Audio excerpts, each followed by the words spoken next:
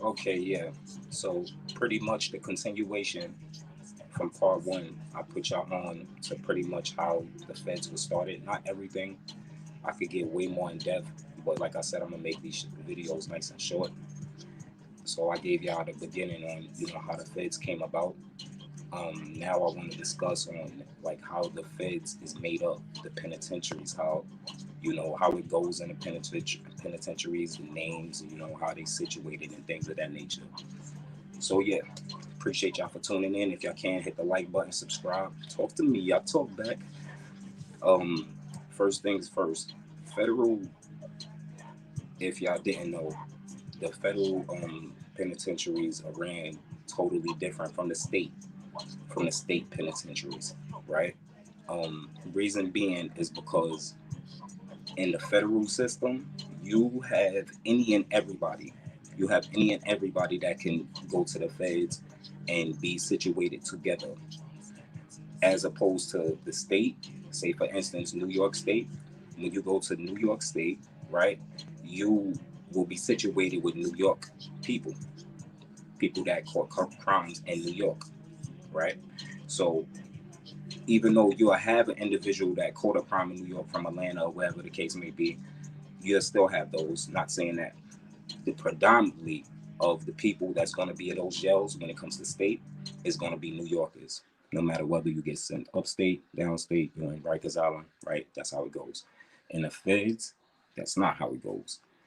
You can be housed with terrorists. You can be housed with, if have a crime of that nature, and you go to ADX. If y'all don't know, ADX is the super max lockdown where they send all the superstars and the high profile cases, right? And I'm gonna get into that too. It's a lot of different jails and you know different levels, at, so to speak. And yeah, so pretty much how the feds go is when you get inside the feds, it's segregated. It's very very segregated, and it's almost to the point of you feel like it's racist, so to speak. But it's not a racial thing, y'all. Understand the feds, the way it goes is pretty much that it's called cars.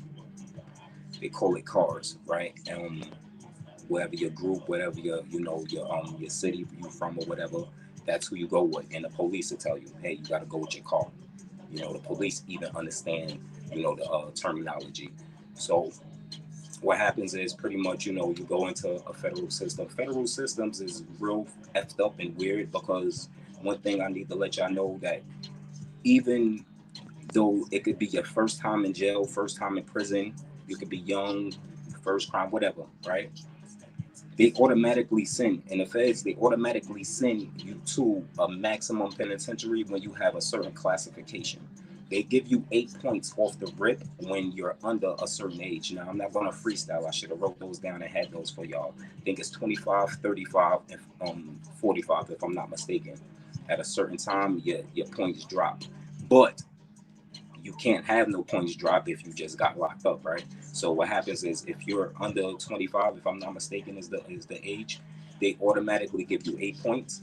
And going along with the case that you have, 8 times out of 10 is going to send you to a maximum penitentiary. So that's the problem they have that a lot of people don't know. That goes on a lot, you know. And so when you get to whatever spot they may send you in, like I said, you will be in a car. They will separate you, and say, "Hey, you from New York? You got to go with your New York car. This is where you sit. This is your people's." Da, da, da, da. So you get there, you segregated or whatever the case may be. You got the politics. You got to deal with the politics of who you is, where you from, things of that nature, paperwork, things of that nature, right? And after you get past that, the feds is just one big box. When you're housed, when you finally get there and you situated, it's just one big box. It's just one, literally one big box where, you go from point A to point B and never have no Z. You never got no, nowhere to reach out to. It's always in in that box, in that area, in that circumference. And it pretty much is made up of, chow hall and a gym. Usually it's made just like that.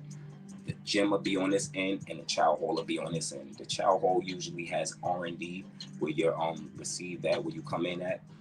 That's where the chow hall usually has all that situated down in that corridor, long corridors. And then on that side, that'll be the gym, school, things of that nature. And then in between is the outside yard, the rec yard, and the houses situated, something like projects.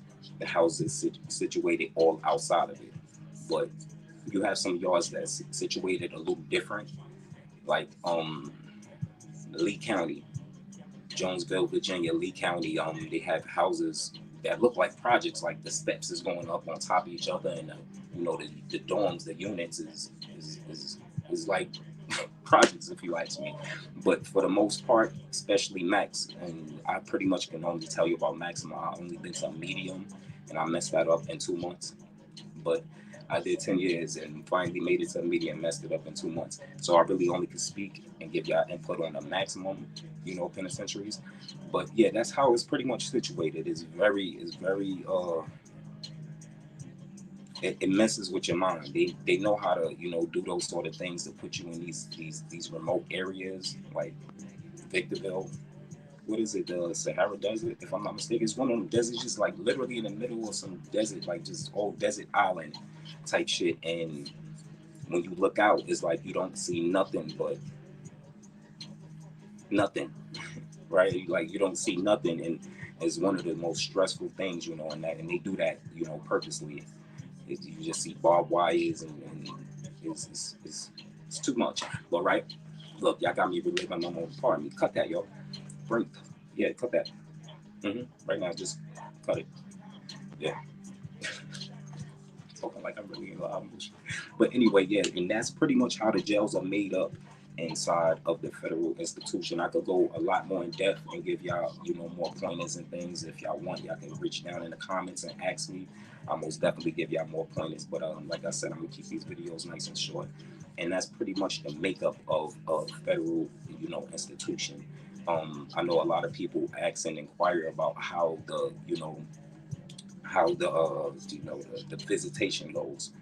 And in the feds, for some strange reason, we don't say we, bad habit. The feds have a bad habit of doing things like this, allowing the state to get conjugal visits. They fund the federal fund the state to have conjugal visits, right? But you can't have conjugal visits in the feds. So if y'all don't know, conjugal visits is pretty much when you have a loved one that want to come up, and just spend the weekend with you.